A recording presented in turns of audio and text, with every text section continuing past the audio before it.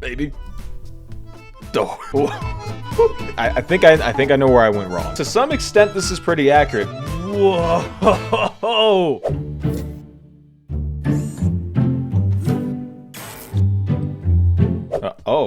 Hey, good evening, class. Today we're making Damascus steel, or Damascus billet, knife, rod. And I'm basically gonna 3D model it like you would make it in real life. So a Damascus billet, you take two different steels of two slightly different alloys, you sandwich them together, you twist it, you hammer it, and then you acid etch it afterwards, and you get this like cool, crazy pattern. You know, I'm not an expert, but I have seen every episode of Forged in Fire.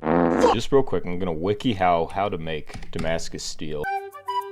So it looks like the first thing that we're gonna wanna do is create a stack of different alloyed steels. One of them stacks that, something like that. And so this, we're gonna call steel 1. Steel 1, make it pretty metallic. Roughness, like I'd say like 0.2. Oh my, that's very metallic. We might wanna make this thinner. And so the next thing that needs to happen is we just have to take, hang on.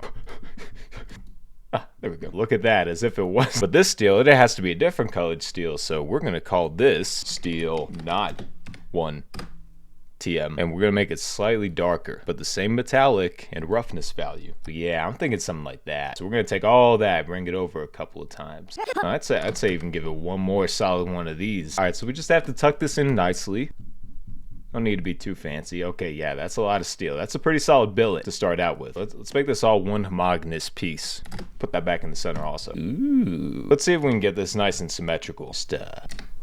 Okay, yeah, perfect. Look at that, perfect square. Allegedly. That's all great. It's very shiny, very nice looking. Now we gotta twist this shit. Gotta put some distortions in it. Take the top, twist it around this hole. That might be a problem. What's the likelihood we're making a knife out of this? No, but I tell you what, that's perfectly fine. All we have to do is just add some vertices to it. Give it some topology. It only works on one at a fucking time. Yeah, just get the fuck out. Actually, I'm kind of curious about something before we throw this away. The idea is that I'm gonna make my billet, but in terms of actually turning this into a knife, I'm gonna take a shape like this and just cut it out, but like reverse cut out. An impression. It's hard to explain, you'll see. Click the cylinder, go over to modifier, add a boolean. So the way this is set right now, this object is kind of like the scissors, and I'm cutting this shape out of this block. So if I were to do that right now, and then select the, oh my goodness, I may have gotten it backwards. No, that the object you select the boolean to, that's what's getting cut. We're making a fucking knife today, okay? Add self-intersect, it'll be fine. And yeah, look at that. So if we were to hit apply right now, yes, you add boolean to the object being cut, and you select the other object that acts like the scissors. Get rid of that. Whoa, that is weird looking. That's so weird. Except this time we're gonna hit intersect, and so only what's being cut. Yo, get decent. For Christ's sakes, what is your problem? Nothing a little bit of self-intersect won't fix. It didn't fix it. Okay, all right. Just let me think for a second.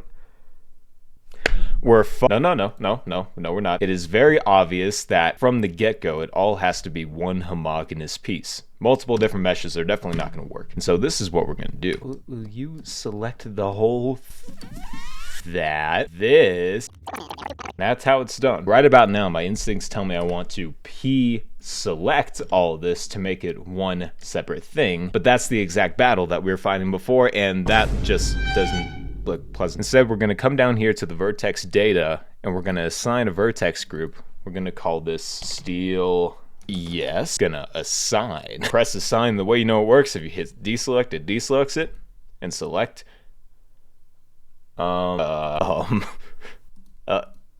Shit. Maybe if I go into line mode, if I go into vertex mode, everything is selected. Yeah, this may be a problem. You know what? At this point, I think the whole video is a problem. I'm not sure what we're gonna do. This was gonna be the next step, but I guess we're jumping ahead. We gotta add lots and lots of vertices to this mesh horizontally, because we're gonna twist it like you would an actual Damascus billet. And now it's deselected everything I've worked so hard to do. And at this point, I'm just gonna go ahead and hit subdivide on the whole thing. Hang on. Okay, much better. So it turns out if you want to make Damascus like you would in real life in Blender, your first step is to make one game-crashing tube of fucking death. Hang on, give me some stats on this thing. It's fine. Everything's fine. It appears to me that between each sliver of steel, and there's probably some kind of hotkey for this, but I'm just gonna...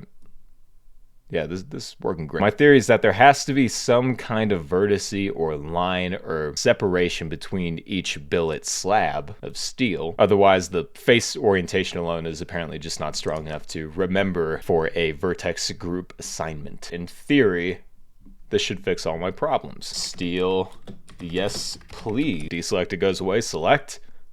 We now have a way to actually make our Damascus pattern once we get this all twisted and a knife impression out of it. Let's go and give this one a ooh. It's actually kind of beautiful looking. It's in flat face view right now because you can just barely see each individual cube that's marked out. If we set that to auto smooth, it shall be nice and gliding. No.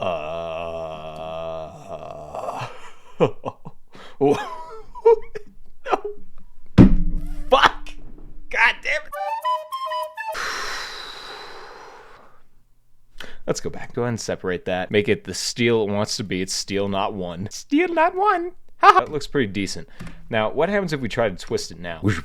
Okay, so I'm currently seeing some of the worst issues I've ever seen in a 3D model to date. This little ribbon face here is smooth, while this one is blocky. Yeah, no. The biggest problem here is that if I lop off the sides to attempt to make it a cube again, it's going to get rid of all this beautiful texture. I think what I was seeing before is what I'm seeing now, just without the color. All right.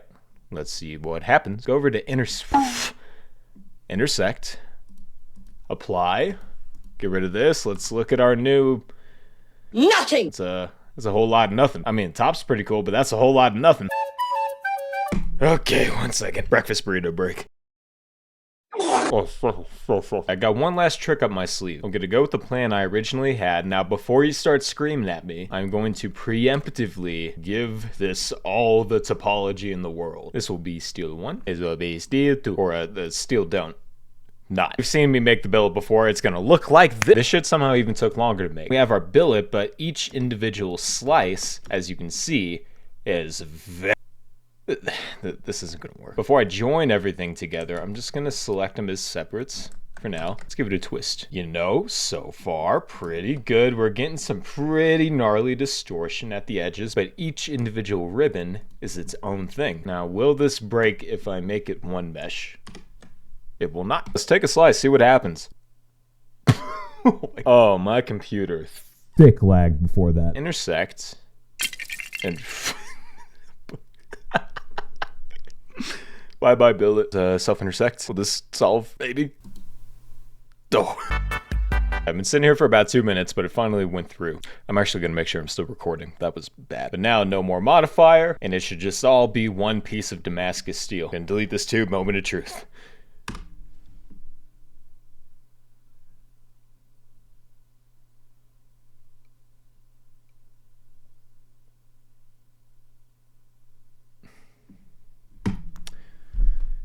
Okay, Oh no. Why? Holy shit, that's so fucked. We're just currently playing around with 1.3 million faces, and God knows how many vertices. Yeah, that's one nice billet. Alright, so we're back where we were. And I gave it even more vertices this time, just to eliminate any possible clipping within the own meshes. It's itself. I don't fucking know, man. I've only been 3D modeling for 7 years. So we're gonna do what we did before, but I think the biggest issue was that we can't make this all one homogeneous mesh because you have a bunch of binding vertices then, and that fucking confuses the plugin. It makes everyone unhappy, especially my CPU. So we're just gonna have to cut out each individual piece, but fear not, I have a semi-efficient workaround. So you may be thinking, isn't that gonna take an ungodly amount of time? Well, yes, I can probably cut a significant chunk of that time out. Come over here to modifiers. What I want is the Boolean. But before I select Boolean, I'm gonna hold down Alt, then select it. And what that is now done is it is applied nothing. Hold down Alt and right click. No. Okay, just had to relearn that real quick. I kind of forgot how to do it. You have to select one object and highlight the rest. Only one should be highlighted in this like yellow, lighter orange, and the rest are dark orange. And you can also see it at the mesh origins down here. Yeah, it's like a caterpillar. You add your modifier, but you right click and then, what did it say? Press Control L and copy modifiers. So now every single mesh all has the same modifier. So what does that mean? Now I get to individually cut out each and every slab. Wait, no, I could do all this. I could do all this right here, right now. Select intersect, and then go ahead and just do that. See, on an individual basis, this works incredible. With the same multiple object application method, I can go ahead and Control L, copy said modifier to the rest. And oddly enough, it doesn't break. Now what I'm gonna do is take every single cube I have, object, and convert to mesh. That's also a trick of how you apply multiple modifiers on multiple different objects all at once. Okay, come on, please. Okay, wait, hang on a minute. Oh, okay, hang on. Don't get me wrong, this looks like shit, but it's actually something. It's actually something. It turned into something. Oh my god. Dude, I don't know how long this took to make. Now, I may not be a blacksmith or bladesmith of any kind, but I know when you make Damascus, there's a little more that goes into it than just twisting. You gotta add some, like, distortion, some waves. I so badly want to end the episode here because I've been here for like 3 fucking hours. 3 hours, and this is all I have to show for it. Can we get auto smooth, please? Just yeah, the model's really starting to break here, and the bottom, I'm just gonna leave that alone. Compress it. I have to say, this is actually starting to look more and more like something you may forge out of something. I've been sitting here for so long, I forgot what steel is. Though the layers are beautiful. And even though the model's breaking, the general shape of each individual layer and ribbon is pretty consistent. And I think I gave it just enough topology to where it just won't break entirely. But it's, yeah, it's getting there. Just gonna model a knife real quick. I want this knife to have some pretty robust recurve, something like that. Definitely make it a little thicker up here. It's the chopping portion. I want the least amount of blockiness to this edge as I can get. How badly do I want this knife to look good at this point? Bring this edge out. Yeah, this knife's a little thick. Too much. Wonderful. Good. Now the tang, I'm thinking this knife can be a through tang. Yeah, we'll do that. Maybe if we just like do some like, okay, that seemed to have fixed it. Introduce that on the other side. Boom. I want this edge to be sharper. Okay, that seems to have done it. All right, a little bit of blockiness. It's not fine. Hang on. One more line here, one more line there. Yeah, you know what? I'm at the final stage of grief. I accept it. Oh, it's gonna be a little challenging. I have to make sure there's no exposed edges of this knife whatsoever. All has to remain within the billet. Call this mesh knife, just so I can send it at the very bottom. I know where to find that mesh in the ocean of cubes that I forgot to label. Okay, so same as before. I'm gonna take one single ribbon. I don't know if I'll be able to select it from in there, so I'm just gonna go ahead and look for it in this menu. At the very bottom, Kanife. I'm assuming these two little tapeworms of steel are a part of the knife inside. I could just barely peek inside, see if it worked. It could have. Select everything else. Shift L.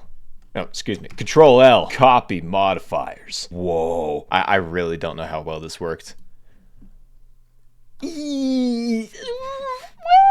I think I know where I went wrong. So when I cut the cylinder out of my original billet to work with it and mess with it and whatnot, the cylinder itself was very low poly, and it created a bunch of inconsistent low poly surfaces on the ribbons throughout my billet. To reintroduce that exterior surface topology that I've now lost and compromised, taking another cylinder, tuck that. To some extent, this is pretty accurate, because when you're making a Damascus build in real life, you lose a fuck ton of material.